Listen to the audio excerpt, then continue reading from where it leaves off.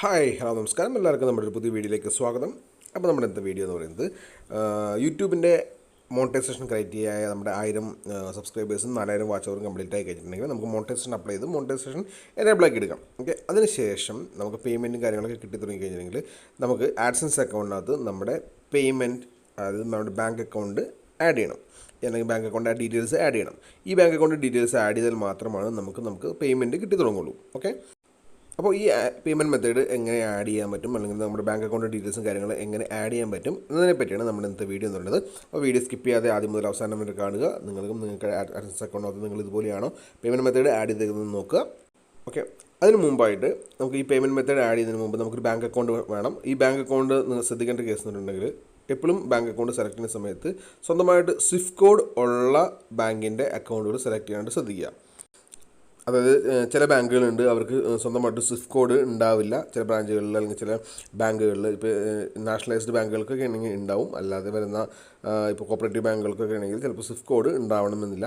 അങ്ങനെ Swift code ഇല്ലാത്ത ബാങ്കാണ് എന്നുണ്ടെങ്കിൽ നമുക്ക് ഈ പേയ്മെൻറ്റ് മെത്തേഡ് അല്ലെങ്കിൽ ആഡ്സെൻസിൻ്റെ ബാങ്ക് അക്കൗണ്ട് ആഡ് ചെയ്യുന്ന സമയത്ത് ആ ബാങ്ക് അക്കൗണ്ട് ഡീറ്റെയിൽസ് നമുക്ക് കൊടുക്കാൻ പറ്റില്ല.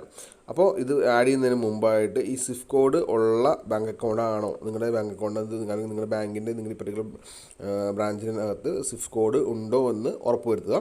അപ്പോൾ അത് സ്വിഫ്റ്റ് കോഡ് ഉണ്ടോ എന്ന് ചെക്ക് ചെയ്യാൻ വേണ്ടിയിട്ട് ഒന്നിലേക്ക് നമുക്ക് ഡയറക്റ്റായിട്ട് നമ്മുടെ ബാങ്കിലെ മാനേജറായിട്ട് കോൺടാക്ട് ചെയ്യുന്നുണ്ടെങ്കിൽ ബാങ്ക് മാനേജർ നമുക്ക് സ്വിഫ്റ്റ് കോഡ്, നമ്മുടെ അക്കൗണ്ട് സ്വിഫ്റ്റ് കോഡും IFSC കോഡും ഡീറ്റെയിൽസ് ഒക്കെ തരുന്നതായിരിക്കും. നമ്മുടെ പാസ്ബുക്കിനകത്ത് സ്വിഫ്റ്റ് കോഡ് ഉണ്ടാവില്ല. പാസ്ബുക്കിനകത്ത് ബൈ ഡിഫോൾട്ടായിട്ട് IFSC കോഡും അല്ലെങ്കിൽ MICR കോഡും കാര്യങ്ങളൊക്കെ ആയിരിക്കും ഉണ്ടാവുള്ളൂ. സ്വിഫ്റ്റ് കോഡ് ഉണ്ടാവില്ല. ഇൻ്റർനാഷണൽ ട്രാൻസാക്ഷൻ നടത്തുന്നതിന് വേണ്ടിയിട്ട് ഈ സ്വിഫ്റ്റ് കോഡ് വളരെ അത്യാവശ്യമാണ്. ഓക്കെ, നമ്മുടെ ഈ വീഡിയോൻ്റെ അവസാനം നമ്മൾ എങ്ങനെയാണ് സ്വിഫ്റ്റ് കോഡ് നമുക്ക് ഓൺലൈനായിട്ട് കണ്ടുപിടിക്കാം എന്നതിനെപ്പറ്റി ഞാനൊരു ചെറിയൊരു ഡിസ്ക്രിപ്ഷൻ കൊടുക്കുന്നുണ്ട്. ഓക്കെ, അപ്പോൾ നമ്മുടെ ബാങ്ക് അക്കൗണ്ട് ആഡ് ചെയ്യുന്നതിന് വേണ്ടിയിട്ട് ആദ്യമായിട്ട് നമുക്ക് ആഡ്സെൻസ് അക്കൗണ്ടിലേക്കാണ് ലോഗിൻ ചെയ്യേണ്ടത്. ആഡ്സെൻസ് അക്കൗണ്ടിൽ ലോഗിൻ ചെയ്ത് ലെഫ്റ്റിൽ ടോപ്പിൽ 3 ലൈനിൽ ക്ലിക്ക് ചെയ്യുക. പേയ്മെൻറ്റ്സ് എന്ന ഓപ്ഷൻ അവിടെയുണ്ട്. ആ പേയ്മെൻറ്റ്സ് എന്ന ഓപ്ഷനകത്ത് ക്ലിക്ക് ചെയ്യാം. അപ്പോൾ നമുക്ക് റൈറ്റ് സൈഡിലായിട്ട് കാണാൻ പറ്റും how to get paid. Okay, അതിനകത്ത് ആഡ് എ പേയ്മെൻറ്റ് മെത്തേഡ് എന്നൊരു ഓപ്ഷൻ കാണാൻ പറ്റും. ഈ ആഡ് എ പേയ്മെൻറ്റ് മെത്തേഡ് എന്നുള്ള ഓപ്ഷനകത്ത് ക്ലിക്ക് ചെയ്യുക. ഓക്കെ, ആ പേജ് ലോഡായി വരും. നമ്മുടെ പിൻ നമ്പർ വെരിഫിക്കേഷൻ കഴിഞ്ഞതിന് ശേഷം മാത്രമാണ് ഈ ആഡ് എ പേയ്മെൻറ്റ് മെത്തേഡ് എന്നുള്ള ഓപ്ഷൻ എനേബിൾ ആയിട്ട് വരികയുള്ളൂ. അതിന് മുമ്പ് എന്തായാലും വരുന്നുണ്ടാവില്ല. ഓക്കെ, നമ്മൾ ആഡ് എ പേയ്മെൻറ്റ് മെത്തേഡിനകത്ത് ക്ലിക്ക് ചെയ്യുന്ന സമയത്ത് നമുക്ക് ഇതുപോലെ പേജായിരിക്കും കിട്ടുന്നത്. അതിൽ ഒന്നാമതായിട്ട് ചോദിക്കുന്നത് ബെനിഫിറ്ററി ID ആണ്. അത് ഓപ്ഷണലായിട്ട് ഡീറ്റെയിൽസ് ആണ്. ഓക്കെ, ബെനിഫിറ്ററി ID കൊടുക്കുന്ന നിർബന്ധമില്ല. രണ്ടാമത്തെ വരുന്നത് നെയിം ഓഫ് ദ ബാങ്ക് ആണ്.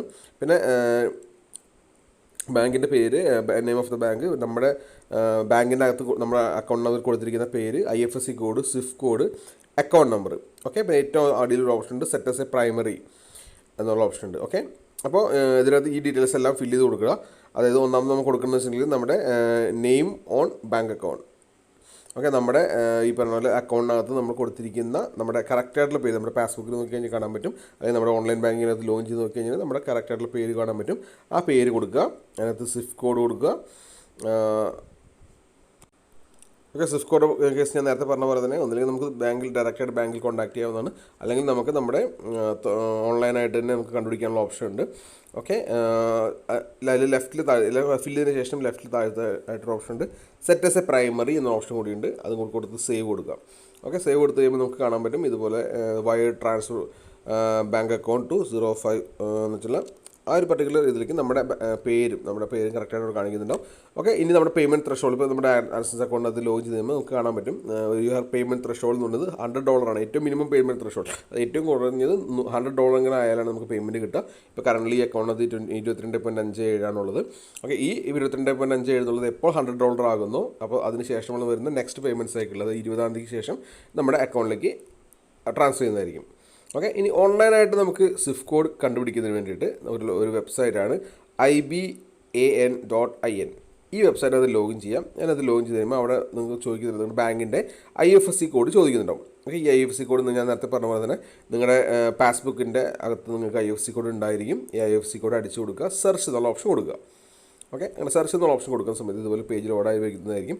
ഇതിനകത്ത് നിങ്ങൾക്ക് നിങ്ങളുടെ IFSC code, MICR code, BIC code അല്ലെങ്കിൽ സ്വിഫ്റ്റ് കോഡ് അത് രണ്ടും സെയിം ആണ്. ഓക്കെ, ഇതാണ് നമ്മുടെ ഈ പർട്ടിക്കുലർ ബാങ്ക്. ഇപ്പോൾ ഞാൻ കൊടുത്തിരുന്നത് ഫെഡറൽ ബാങ്ക് കോഴിക്കോട് ബ്രാഞ്ചാണ്. ആ ഫെഡറൽ ബാങ്ക് കോഴിക്കോട് ബ്രാഞ്ചിനകത്തുള്ള നിങ്ങളുടെ സ്വിഫ്റ്റ് കോഡ് എന്ന് പറയുന്നത് ഈ പറയുന്ന FDRLINBV, അത് ക്യാപിറ്റൽ ലെറ്ററിലാണ്. ഇതാണ് സ്വിഫ്റ്റ് കോഡ്. ഇങ്ങനെയും നമുക്ക് സ്വിഫ്റ്റ് കോഡ് ഓൺലൈനായിട്ട് കണ്ടുപിടിക്കാവുന്നതാണ്. സ്വിഫ്റ്റ് കോഡിനെ എപ്പോഴും റെക്കമെൻഡഡ് എന്ന് പറയുന്നത് നിങ്ങളുടെ തൊട്ടടുത്തുള്ള ബ്രാഞ്ചിൽ നിങ്ങളുടെ ബാങ്കിൻ്റെ ബ്രാഞ്ച് ഏതാണ് ആ ബ്രാഞ്ചിൽ കോൺടാക്ട് ചെയ്തിട്ട് ഡയറക്റ്റായിട്ട് വാങ്ങിക്കുന്നത് തന്നെയാണ്. ഓക്കെ, ഈ ഓൺലൈനായിട്ട് നിങ്ങൾക്ക് എടുക്കാം എന്നൊരു ഓപ്ഷൻ പറഞ്ഞു എന്ന് മാത്രം. അപ്പോൾ മെയിനായിട്ട് ഇത്തരം കാര്യങ്ങളാണ് നമ്മൾ ബാങ്ക് അക്കൗണ്ട് ആഡ് ചെയ്യുന്ന സമയത്ത്, AdSense അക്കൗണ്ടിൽ ബാങ്ക് അക്കൗണ്ട് ആഡ് ചെയ്യുന്ന സമയത്ത് നമ്മൾ ശ്രദ്ധിക്കേണ്ടതെന്നുള്ളത്. ഓക്കെ, എപ്പോഴും ഈ പേയ്മെൻറ്റ് സൈക്കിൾ എന്ന് പറയുന്നത് എപ്പോഴും എല്ലാ മാസം 20-ാം തീയതിക്കും 25-ാം തീയതിക്കും ഇടയിലായിരിക്കും പേയ്മെൻറ്റ് റിലീസ് ചെയ്യുന്നത്. ആ 20-ാം തീയതി 25-ാം തീയതി ശേഷമായിരിക്കും എപ്പോഴും $100 ആവുന്നോ നമ്മുടെ AdSense അക്കൗണ്ടിൽ അത് മിനിമം ബാലൻസ് ഉള്ളത് $100 ഉണ്ടോ അതിനുശേഷം വരുന്ന 20-ാം തീയതി അല്ലെങ്കിൽ 25-ാം തീയതിക്ക് ഇടയിലായിട്ടായിരിക്കും ഈ പേയ്മെൻറ്റ് ഗൂഗിൾ നമ്മുടെ അക്കൗണ്ടിലേക്ക് സെൻഡ് ചെയ്യുന്നത്. ഓക്കെ, അപ്പോൾ നിങ്ങൾക്ക് വീഡിയോ ഇഷ്ടപ്പെട്ടെന്ന് വിചാരിക്കുന്നു. ഇനി നിങ്ങൾക്ക് ഈ ബാങ്ക് അക്കൗണ്ട് ആഡ് ചെയ്യുന്നതിനെ പറ്റി എന്തെങ്കിലും സംശയങ്ങളോ കാര്യങ്ങളോ ഉണ്ടെന്നുണ്ടെങ്കിൽ നിങ്ങൾക്ക് നേരെ എന്നെ കോൺടാക്ട് ചെയ്യാവുന്നതാണ്.